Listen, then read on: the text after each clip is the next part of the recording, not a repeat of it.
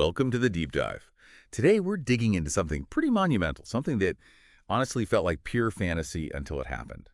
We're talking about the Oasis reunion concert, July 4th, 2025, in Cardiff. And for this deep dive, our mission really is to unpack Andrew Trendell's review in the NME. We want to explore what made this concert just so significant, how it totally defied expectations, and why it hit such a chord, with diehard fans and a whole new generation. Yeah, absolutely. And I think the underlying question here, the thing we're sort of grappling with, is how.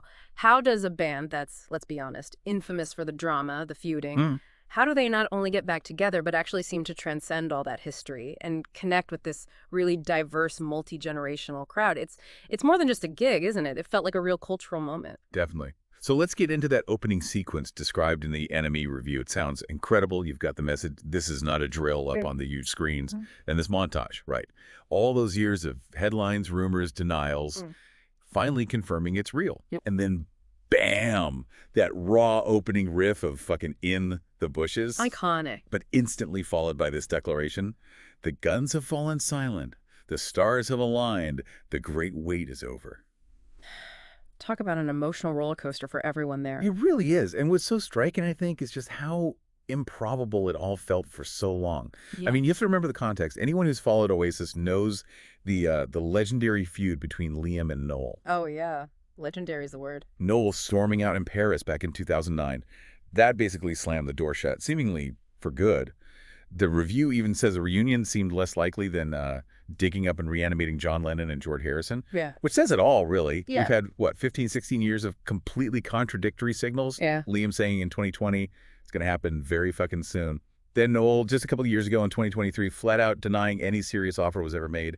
All that toxic, wibbling rivalry, the constant digs, the potato insults, it became part of their whole narrative. Exactly, that whole back and forth. So the deep insight here, I think, isn't just that they reunited. It's that this massive, decades-long personal and professional standoff just dissolved against all the odds. Yeah, and the review really nails that turning point. Yeah. And Liam just says, hello, it's good to be back. Yeah. That simple line, it's like instantly all the baggage, the feud, the years apart, even the controversial stuff like the dynamic ticket pricing.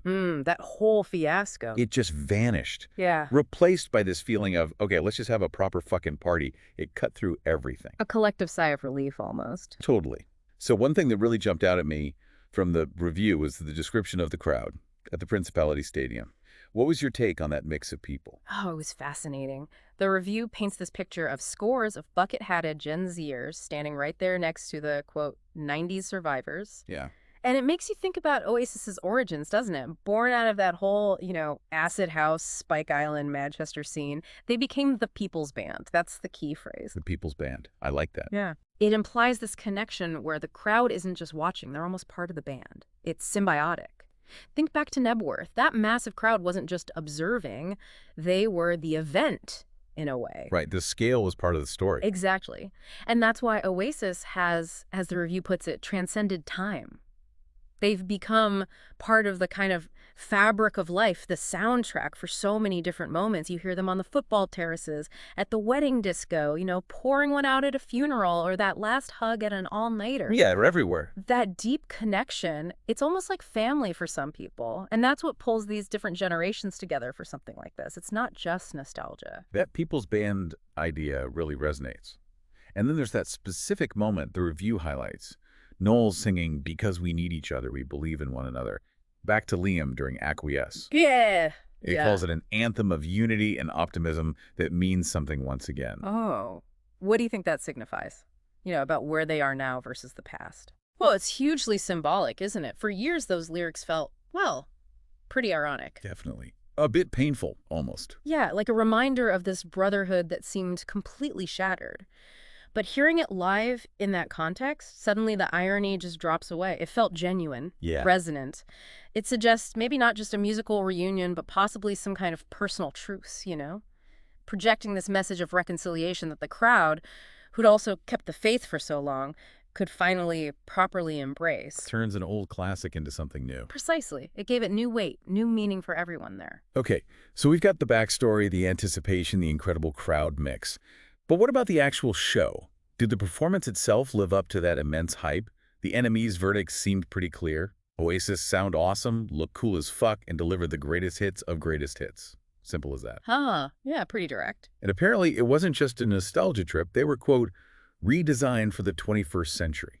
Mentioned pop art meets psychedelia visual spectacular. Sounds impressive. Yeah, updating the whole aesthetic. But the music was front and center. That opening salvo of Connie hits the review listed. Just relentless. Morning glory, some might say. Bring it on down. Cigarettes and alcohol. Fade away. Supersonic. All boom, boom, boom. Right off the bat, no messing about. In succession at the top of the night, just came out absolutely swinging. And a key part of that impact, according to the review, was Liam's voice. It actually said he hadn't sounded this good in 20-odd years, which is a huge claim. Wow, really? Yeah. Described it as three-dimensional. It had that old punky bile, like when he belts out, "Take me there," and "Slide away." But also it could deliver this really heartfelt call for brotherhood in Stand By Me. So range and power. Exactly. The insight there is that he didn't just turn up and go through the motions. He really brought it. A vocal power and, dare I say, maturity that maybe surprised people. Elevated it beyond just singing the old songs. Definitely. And Noel's contribution wasn't overlooked either. The songwriter's songwriter, the chief, his moments leading songs like Little by Little or Half the World Away apparently landed with real impact even without the R&R sledgehammer of the big anthems. Showcasing that side of his songwriting. Right. It highlights his skill with those more nuanced emotional tracks that resonate just as strongly. And it wasn't just the two brothers, was it? The review praised the whole band.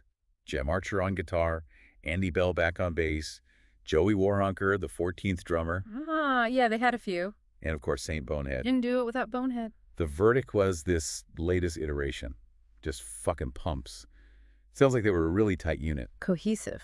Powerful. And then Liam apparently spoke directly to the crowd. Beautiful people, I want you to do us a favor. Throw your arms around the person closest to them. It doesn't take fucking GCSEs, man.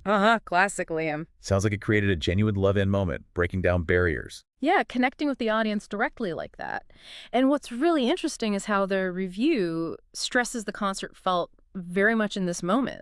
It wasn't just about nostalgia, where the dreams we had as children fade away. Right, not just looking back. No, the insight seemed to be that it was about bringing that Oasis energy, that spirit, right into the present day, injecting it into 2025. And Noel actually leaned into that, didn't he? He dedicated the master plan during the encore specifically to all the people in their 20s who had never seen us before and kept this shit going for 20 years. Yeah, acknowledging that new generation, keeping the flame alive, that's pretty cool. Very cool. And there were lighter moments too, right? A bit of self-awareness. Oh, yeah.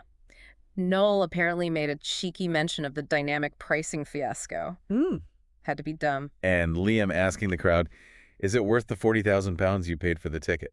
Brilliant. Good to see they can laugh about it. Sort of. Sort of. But connecting all this back to the bigger picture, the review really lands on the profound impact of the whole thing, calling it a sweet escape. Describing the scene with flares going up for Don't Look Back in Anger, leading into Wonderwall, Champagne Supernova. Big hitters at the end. Yeah. And it highlights how much people needed a taste of that halcyon 90s hope and abandon in 2025. Especially, it says, the raving and craving Gen Zers. So the really profound insight here is that this wasn't just a concert. It served a purpose. Like a vital collective cultural balm. A release valve. Exactly. Offering this shared sense of hope, unity, and escape from what the review pretty bluntly calls a rotting, shitty bin fire world. Strong words. They are. But it really underscores the power of music, doesn't it? To provide that kind of temporary shared relief from, collective stress and anxiety. Absolutely. And that final line from the review just captures it perfectly. Tomorrow never knows, but tonight you're a rock and roll star. Sums it up, that feeling. So just to wrap up our deep dive here, the Oasis reunion in Cardiff clearly wasn't just another gig. Far from it. Sounds like this potent mix of amazing musical performance, stunning visuals, this really surprising cross-generational connection, and just a desperately needed shared moment of, I guess, hope and letting go. Yeah. In a time that really needs it. Yeah, well put. And that actually brings us to our final sort of provocative thought for you, the listener, to make you chew on. The review really hammers home how this concert offered this crucial sweet escape. this taste of that halcyon 90s hope and what it describes so vividly as that rotting, shitty binfire world. Hmm. So thinking beyond just music, what other kinds of collective experiences or maybe cultural phenomena might pop up or evolve? Things that could offer similar moments of really profound shared optimism and connection for future generations, especially as they grapple with their own complex challenges and realities. What fills that need next?